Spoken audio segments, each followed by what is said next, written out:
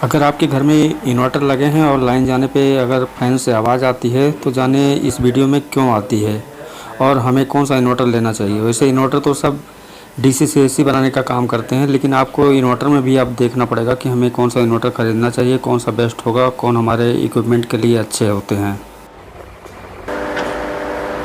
जैसे यहाँ पर देखें, इस फैन से जो आवाज़ आ रही है, यहाँ पे इस समय आपको दिखा दें, ये आवाज़ फैन से आ रही है।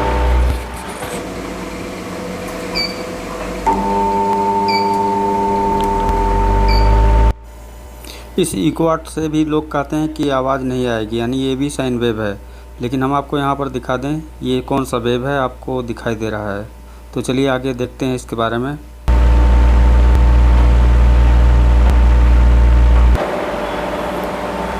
अभी ये आवाज़ आप जो सुने हैं इस इन्वर्टर के हैं, नीचे वाले के। अब इस कंडीशन में अगर कोई सोए तो देखिए कैसी आवाज़ आ रही है फैन से। आप ध्यान दिए होंगे, जब हमारी सप्लाई जाती है, यानी जब हमारा रूम एक साइलेंस मोड में होता है और हम कोई काम कर रहे होते हैं माइंड से, तो उस समय क्या होता है कि जब लाइट गई और इन्वर्टर मोड में आया, उसी समय फ़ैन से एक वाइब्रेशन की आवाज़ आती है जो कि एक डिस्टरबेंस क्रिएट करती है। तो इस समय हमको ये देखना ज़रूरी होता है कि मैं कौन सा इन्वर्टर यूज़ कर रहा हूँ और कौन सा यूज़ करना चाहिए। यहाँ पे इस लुमिनस इकोवाट का जो इसमें पीसीबी यूज होते हैं वो भी 3 हीट सिंक वहाँ पे भी होते हैं, साइन वेव में भी 3 हीट सिंक होते हैं, लेकिन दोनों का डिफरेंस हम बताते हैं कि इस वेव में क्या डिफरेंस होता है। यानी ये तो इकोवाट का वेव है, वेव फॉर्म में, और इसके बाद हम साइन वेव, स्क्वायर वेव दोनों यानी 3 इन्वर्टर के डिफरेंसेस को हम बताएंगे कि इसके आउटपुट में मिलने वाली जो सप्लाई है उसके वेव फॉर्म कैसे होते हैं और कौन सा होना चाहिए, कौन हमारे घर के लिए परफेक्ट है। अब यहाँ पर देखें, कोई भी किसी भी कंपनी का अगर स्क्वायर वेव इन्वर्टर है तो उसके आउटपुट से मिलने वाली सप्लाई और उसके वेव फॉर्म कैसे होते हैं यहाँ पर आपको दिखा दें। इस ऑसिलोस्कोप में आप देखेंगे, यानी डीएसओ में परफेक्ट आपको दिखेगा इस फैन का हमिंग और इसका ये वेव फॉर्म। ये हुआ स्क्वायर वेव। अब नेक्स्ट चलते हैं हम आगे। अब इसे यहाँ से निकाल लेते हैं। अब एप्रो में लगाते हैं। इस दोनों इन्वर्टर का मेंस मैं नहीं जोड़ा हूँ, यानी इसे कैंसिल रखा हूँ। एक ये है और एक ये है। केवल इन्वर्टर का वेव फॉर्म चेक करना है, अभी लाइन नहीं है। हम इसे ऑन करते हैं, ये ऑन हो गया।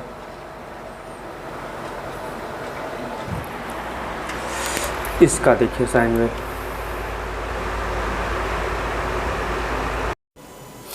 ये इन्वर्टर मैं अपने घर में यूज़ करता हूँ, जिसका वेव फॉर्म आपको दिख रहा होगा। ये जो है एक साइन वेव इन्वर्टर है एप्रो का, और इसकी जो हमिंग की है, एक ज़रा सा भी इसमें ज़रा सा भी कोई नॉइस नहीं है। आप देख सकते हैं यहाँ ज़रा सा भी नॉइस आपको नहीं होगा। ये तो हवा की आवाज़ है।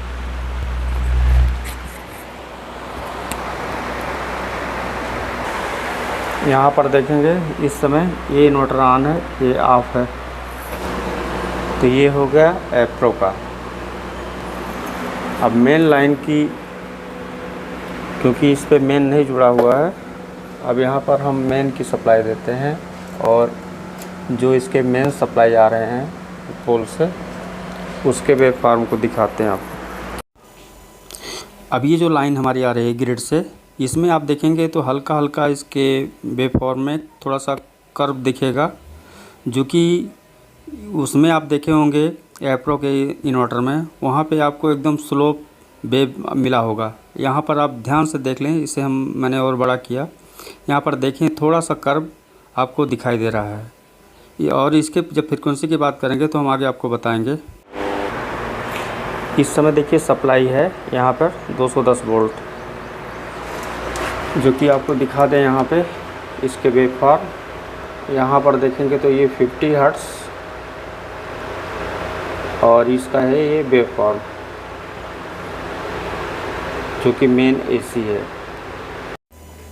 मैं यहाँ किसी कंपनी की बुराई नहीं कर रहा हूँ, यहाँ टेक्नोलॉजी की बात करता हूँ कि जैसे हमारे स्टार्टिंग में जो टेक्नोलॉजी इन्वर्टर में आए थे वो स्क्वायर वेव थे, लेकिन जैसे जैसे हमारी टेक्नोलॉजी आगे बढ़ती गई तो वैसे वैसे हमारे जो है इसमें भी इम्प्रूवमेंट होते गए। तो इसको जानना बहुत ज़रूरी है, क्योंकि इस समय जो हमारे इक्विपमेंट इलेक्ट्रॉनिक इक्विपमेंट यूज होते हैं घर में वो काफ़ी सेंसिटिव होते हैं और नैनो टेक्नोलॉजी के बेस पे भी होते हैं।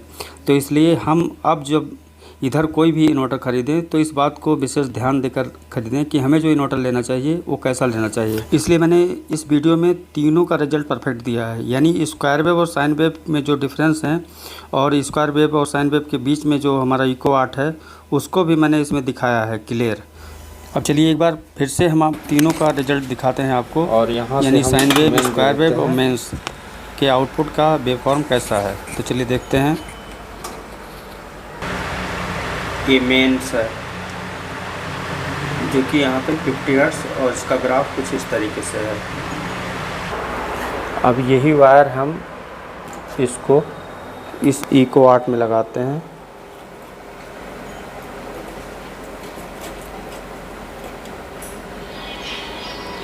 इसके अंदर देखेंगे इको वाट के अंदर तो इस इको वाट इन्वर्टर को ऑन करते हैं और यहाँ पर इसका ग्राफ दिखा रहे हैं आपको और फ्रीक्वेंसी ये देखिए। ये जो आप देख रहे हैं वेवफॉर्म ये फुल ब्रिज वेव है जो कि स्क्वायर वेव है, और आप इसके पहले जो हमारे स्क्वायर वेव इन्वर्टर थे वो हाफ ब्रिज में होते थे। तो यानी ये जो 3 हीट सिंक देख रहे हैं, जैसे साइन वेव में आप देखेंगे वहाँ भी ये फुल ब्रिज पे ही डिज़ाइन किया गया है, लेकिन इसकी जो इसकी साइन है यानी कि वो अलग अलग है, वो स्क्वायर वेव और ये साइन वेव। तो यहाँ पे दोनों प्रकार के जो डिफरेंस हैं, ये एक स्क्वायर वेव है, एक साइन वेव है। बंद करते हैं और यहाँ से वायर इसमें लगाते हैं। ये है एप्रो का इन्वर्टर